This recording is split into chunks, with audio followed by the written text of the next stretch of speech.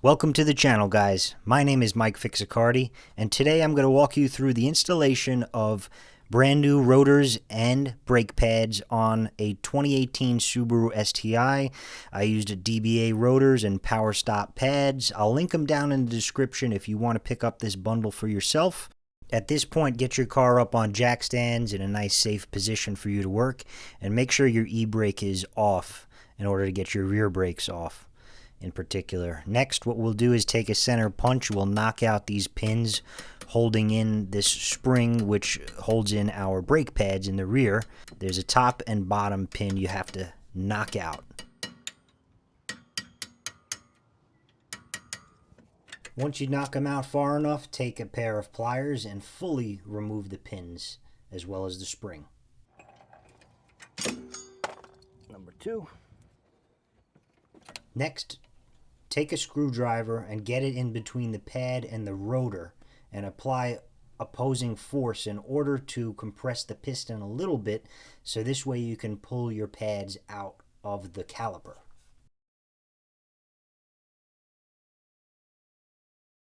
Next, grab a 17mm socket and use it to break free the top and bottom bolts holding your caliper in place.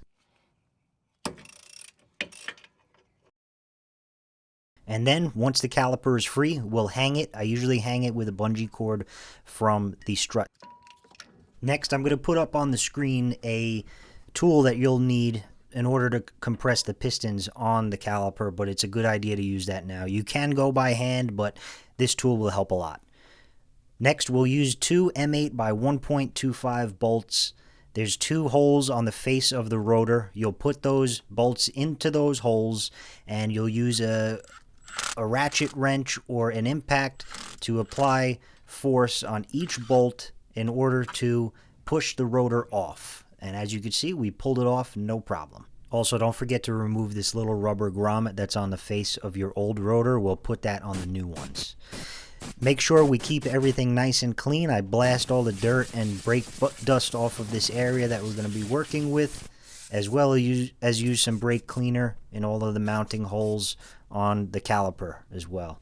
Also, this is a good time to go ahead and clean up your hub with a wire wheel or a Scotch-Brite pad, and I like to put a little bit of copper anti-seize around this hub. Alright guys, so make sure your rotors are super clean at this point. Go around, take your time, use some brake cleaner, and get them as clean as you can. You don't want any oil left on them.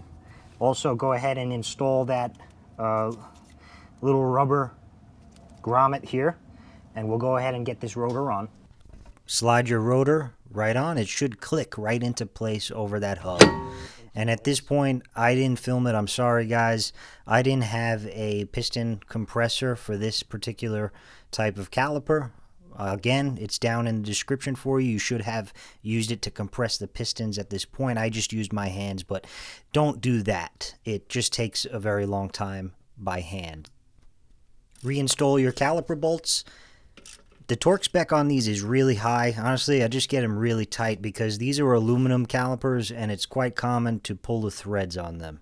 Your brake pads will come with an included packet of grease. You'll use this to apply to the back of your pads, particularly where they hit the piston, and along the tops of the pad as well. Make sure you do not get any of this on the face of the pad that contacts your rotor. If any of this grease gets on there, you need to clean it off immediately. And a little bit goes a long way. You don't need too much. Slide your pads into the back of your caliper. Push them all the way till they can't go anymore.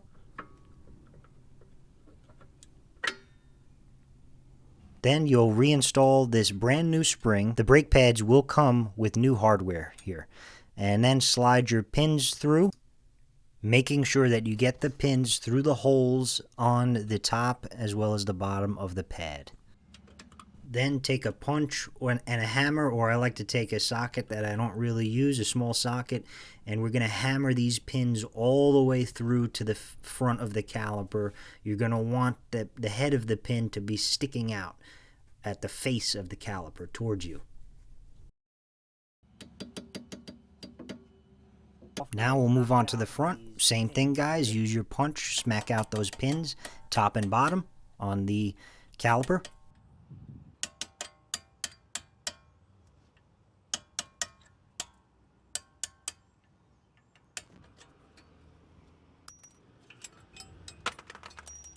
Then we'll use a 12mm socket to remove the bolt in the center of the caliper. You're going to reuse this, so put it off to the side.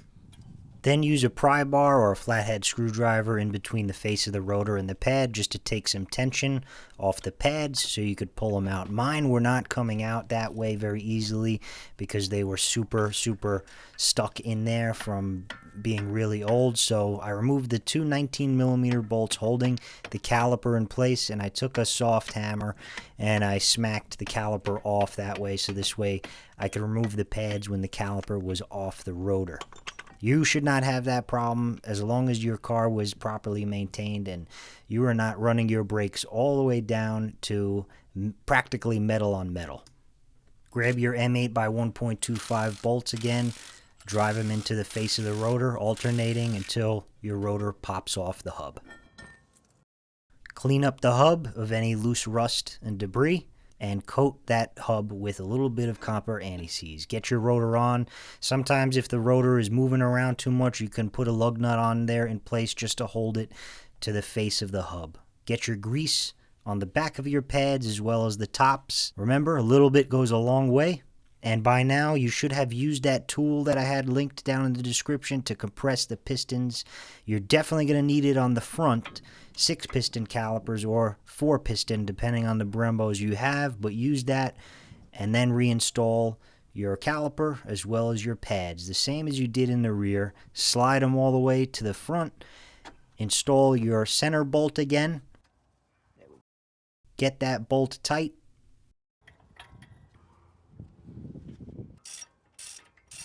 Reinstall a new spring as well as your pins through the top holes of the pads and the bottom. And then hammer them all the way through till the head of the pin is poking out on the face of the caliper.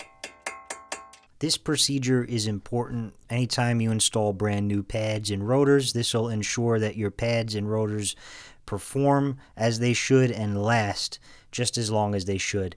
Now, this is the diagram that's included with the Powerstop pads. It's probably going to be about the same whichever pads and rotors you use, but it's a good idea to go ahead and follow this break-in procedure after you've successfully completed the entire brake job. Now that you've installed your brand new pads and rotors, before you get the car off of jack stands, get inside the car and pump the brake till it gets nice and firm. Then you can go ahead and remove the car safely from the jack stands. Thank you guys for watching. I hope this video helped, and I hope it gave some of you confidence to go ahead and do this job yourself. Hit that like button and leave me a comment down below if you have any questions. I'll be happy to answer them for you. And if you want to see more automotive content in general as well as car rebuilds, hit that subscribe button so you don't miss any of my future episodes. With that, I'll see you guys next time. Bye.